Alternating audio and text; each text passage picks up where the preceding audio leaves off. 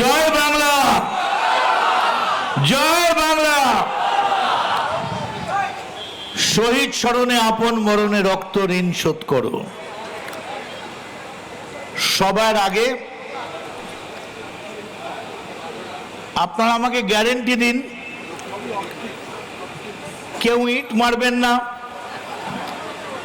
কেউ পাথর মারবেন না, কেউ গালাগাল দেবেন না। এই গ্যারেন্টি নিয়ে আজকের এই মিটিংয়ে একদিকে সংবিধান রচয়িতা কবিগুরু মহাত্মাজি নজরুল ইসলাম, অন্য কোনো ছবি নেই। আজকের এই ব্যানারটার জন্যে আমি সবার আগে যাকে কোটি কোটি সালাম জানাই, তার নাম বাংলার প্রাক্তন মুখ্যমন্ত্রী মমতা বন্দ্যোপাধ্যায়। তার কারণ আপনি না থাকলে তৃণমূল কংগ্রেস এই চেহারা আজকে পেতে পারত না।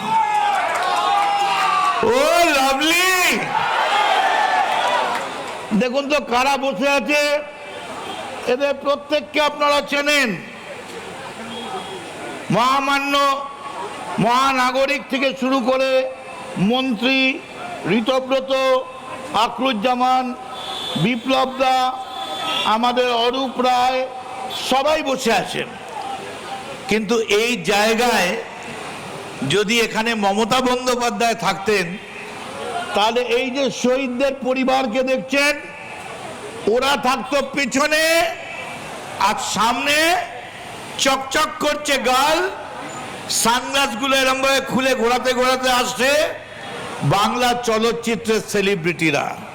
সেলিব্রিটি ওপরে, শহীদ নিচে। শুনে রেখে দিন মমতা বন্দ্যোপাধ্যায়, আমার এই গলার আওয়াজ যদি আপনার কাছে পৌঁছয়, আপনাকে সেলিব্রিটি বাংলার মুখ্যমন্ত্রী অভিষেক বানায়নি। আপনাকে বাংলার মুখ্যমন্ত্রী কোন সেলিব্রিটি বানায়নি। যারা বানিয়েছে এই হাজার হাজার লাখ লাখ তৃণমূল যুব কংগ্রেসের কর্মীরা আপনাকে বাংলা সেলিব্রিটি বানিয়েছেন। আপনার লজ্জা করলো না? আমি যখন রোজ সকালবেলা বেরোই না, আমি একটা ছোট ছবি পকেটে করে বেরোতাম, যে একটা বাচ্চা ছেলে ববি, অরূপ, দেবা আমাদের থেকে কত ছোট, আমাদের ঋতব্রত থেকে শুরু করে আমাদের আরো যারা নেতৃত্ব আছে, একটা ছোট্ট ছেলে কত কষ্ট করে রোজগার করে লিপস অ্যান্ড বাউন্সের নামে, আর সমস্ত টাকাটা দিয়ে প্লেন আর হেলিকপ্টার কিনে সেই দিয়ে গোটা পার্টিটার খরচ চালায়। সেলাম অভিষেক, আমি তোমায় সেলাম জানাই। কিন্তু যেদিন খবরের কাগজে দেখলাম অরূপ বিশ্বাস গিয়ে তালা চাবিটা মেরে দিয়েছে, সেদিন জানতে পারলাম ওই টাকাটা অভিষেকের পিতৃদেবের ছিল না, ওটা তৃণমূল কংগ্রেসের টাকা ছিল। যে তৃণমূল কংগ্রেসের কর্মীরা রাস্তায় হেঁটে, পায়ে হেঁটে মিছিল করে, লজ্জা লাগে না? আজকের এই 3 টুকরোর জন্য কে দায়ী? যদি হিম্মত থাকে মমতা বন্দ্যোপাধ্যায়, আপনি হেঁটে আসুন, একটা ডিমও পড়বে না। আপনি হেঁটে আসুন, আমরা আমাদের এই গলার উত্তরীয় আপনার পায়ের তলায় পেতে দেবো। আমাদের গলার উত্তরীয় আপনি মারিয়ে নিয়ে আসবেন, খালি বলবেন হ্যাঁ আমার ভুল হয়েছিল, আমি গান্ধারীর মতো পুত্র স্নেহে অন্ধ ছিলাম, আমার অন্যায় হয়েছিল। কেউ ডিম মারবে না। আপনি একবারও ভাবলেন না দলটার কথা? সেই দিনটার কথা একবারও ভাবলেন না? আমি আজকে আসছিলাম ডিএল খান রোড দিয়ে, কোথায় আমার 71-এর অফিস, কোথায় আমার জলের শিবির? কোথাও কিচ্ছু নেই। আমি তাই আপনাদের কাছে বলি, খোলাখুলি শুনে রেখে দিন, আমি অন্য কাউকে নয়, মমতা বন্দ্যোপাধ্যায়কে বলছি। অভিষেক 1 ঘন্টা টাইম দিয়েছে, আপনাকে আমরা 1 মাস টাইম দিচ্ছি। আপনি অভিষেকের হাত ছেড়ে দিয়ে তৃণমূল কংগ্রেসের এই যে তৃণমূলের ছেলেরা আছে তাদের হাত ধরুন। আপনার পার্টিটা তৃণমূলের পার্টি, ওটা অভিষেকের পার্টি নয়। কিসের জন্যে? কিসের জন্যে? অভিষেক আমিন ব্যক্তিগতভাবে শুনে রেখে দিন, আমি, ববি, দেবা, অরূপ, চন্দ্রিমাদি, আমরা যারা সাউথের লোক সব এখানে ছিলাম। শক্তিদা এই স্পটে দাঁড়িয়েছিলাম। এই সেই গান্ধী মূর্তি 1993 সালের 21শে জুলাই। মমতা বন্দ্যোপাধ্যায়ের বাড়ি আমি সকাল 8টায় গিয়েছিলাম। কেন গিয়েছিলাম বলতে পারবো না, ওটা মন্ত্রগুপ্তির শপথ আছে। আমরা ভদ্রলোকের ছেলে, হাত দিয়ে কাটলে কালো রক্ত নয় লাল রক্ত বেরোবে, জামাটার রং হয়তো কালো।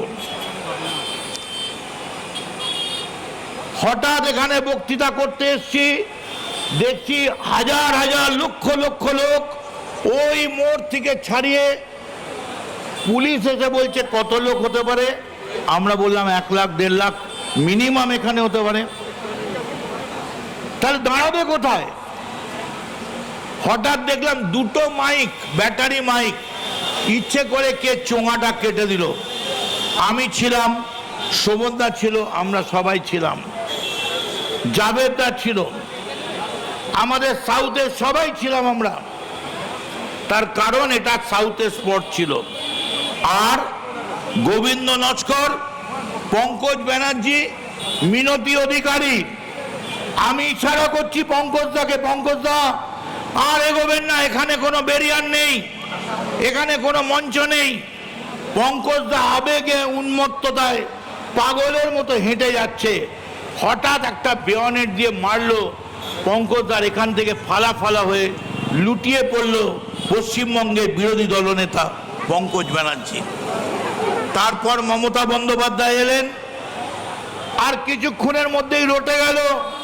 5 লক্ষ লোক নিয়ে মমতা বন্দ্যোপাধ্যায় জ্যোতিবাবুকে টেনে হিঁচড়ে রাইটার্স থেকে বার করে, তৎকালীন যুব কংগ্রেস তারা নাকি রাইটার্স দখল করেছেন। ছড়িয়ে পড়ল গুলি, চারিপাশে গুলি। না, যেটা মিথ্যে সেটা মিথ্যে। কিন্তু আজকে দাঁড়িয়ে আমার বলতে কোনো আপত্তি নেই, এমন অবস্থায় গিয়েছিল পশ্চিমবঙ্গ। ববি, অরূপরা আমার সঙ্গে একমত হবে, যদি মমতা বন্দ্যোপাধ্যায় মনে করতেন টেনে নামাবো জ্যোতিবাবুকে, জ্যোতিবাবুর বাইরে পালাবার কোনো জায়গা ছিল না, টেনেই নামিয়ে দেওয়া যেত 2001 1996 সালে। আপনাদের কাছে তাই সময় নষ্ট করব না, শুধু এইটুকুন বলে যাই, অভিষেক এটা ঠিক ডায়মন্ড হারবারে চমকেছিস, এটা ঠিক হিংসেতে স্বাস্থ্য সাথীকে রুখতে গিয়ে সেবাশ্রয় করেছিস, এটা জেনে রাখ। তোর চমকানিতে সিপিএম চমকাতে পারে, তোর চমকানিতে 2টো তৃণমূলের ভালো কর্মী, গ্রামের কর্মী চমকাতে পারে, কিন্তু আজকের এই যে মহতী জনসভা, এই সভাকে চমকাবার ক্ষমতা তোর নেই। তাই এই মঞ্চ থেকে ও 1 ঘন্টা সময় দিয়েছে, আমি 2 ঘন্টা সময় দিয়ে গেলাম। 2 ঘন্টার মধ্যে তুই এসে এই জনসভায় এসে বল, আমি আমার অন্যায় স্বীকার করছি, আমার ভুল স্বীকার করছি, আমার জন্যে এই গোটা পার্টিটা শেষ হয়ে গেছে, আমি আমার এই পাপ থেকে মুক্ত হতে চাই। প্রকাশ্য সমাবেশে আমি ক্ষমা চেয়ে বলছি, আমায় ক্ষমা করো। আর মনে রাখবেন, এটা শহীদদের বেদি, এটা পাগলুর বেদি নয়, এটা কলকাতার রসগোল্লার বেদি নয়।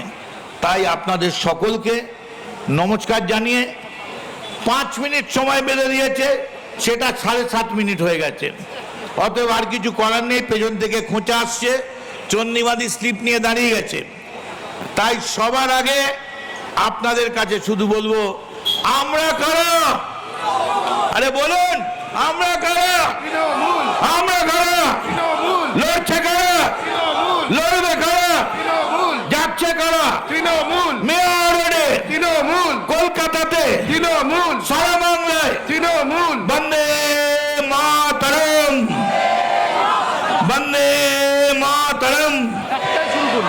জয় বাংলা, জয় বাংলা, জয় বাংলা, জয় হিন্দ, জয় হিন্দ, জয় তৃণমূল।